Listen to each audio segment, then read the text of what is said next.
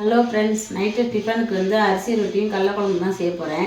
அதுக்கு அரிசியை ஊற வைக்க போகிறேன். எப்படி ஊற வைக்கிறேன்னு பார்க்கலாம். வந்து பாருங்கள், அரிசி ரொட்டிக்கு ஊற வைக்கிறதுக்காக ஒரு அரைப்படி புழுங்கல் அரிசி எடுத்திருக்கேன். இட்லிக்கு போடுற அரிசி தான்.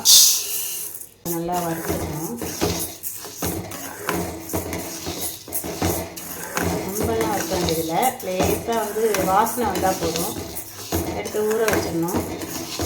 ஒரு 2 மணி நேரம் ஊறணும். ஊறினோடனே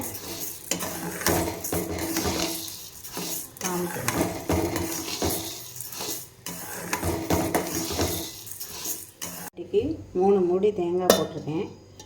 அது வந்து நான் மிக்சிலே அடிக்கிறதுனால ஃபஸ்ட்டு தேங்காய் கொஞ்சம் அடிச்சுக்கொண்டு, கிரைண்டர்லன்னா எல்லாம் சேர்த்து போட்டுடலாம்.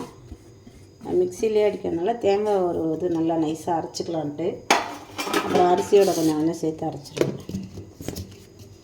அரிசியோட தேங்காவை கலந்துக்கிட்டேன். ஏன்னா கொஞ்சம் பல்லுப்பெல்லாம் இருந்ததுனால எல்லாத்தையும் இதில் கொஞ்சம் தான் போடுறேன் உப்பு. ஏன்னா கடலக்குழம்புல உப்பு இருக்கும், அதனால் கொஞ்சமாக போடுறேன். மாவு இப்படி விட்டுனா இப்படி உருளணும். இப்படி வச்சு கொஞ்சம் கையில் இப்படி எண்ணெய் தட்டிட்டு இப்படி ரவுண்டு ஷேப்பில் தட்டினீங்கன்னா பூரி மாரி தான் ஒன்று ஒன்றா போட்டு எடுக்கணும்.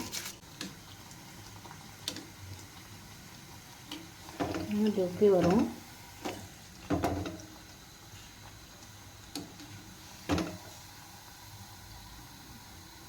ஹலோ ஃப்ரெண்ட்ஸ், இதுதான் அரிசி ரொட்டி. தேங்காய் ரொட்டின்னு சொல்லுவாங்க, நாங்கள் அரிசி ரொட்டின்னு சொல்லுவோம். இதுக்கு வந்து கடலக்குழம்பு தான் சைடிஷ்ஷு.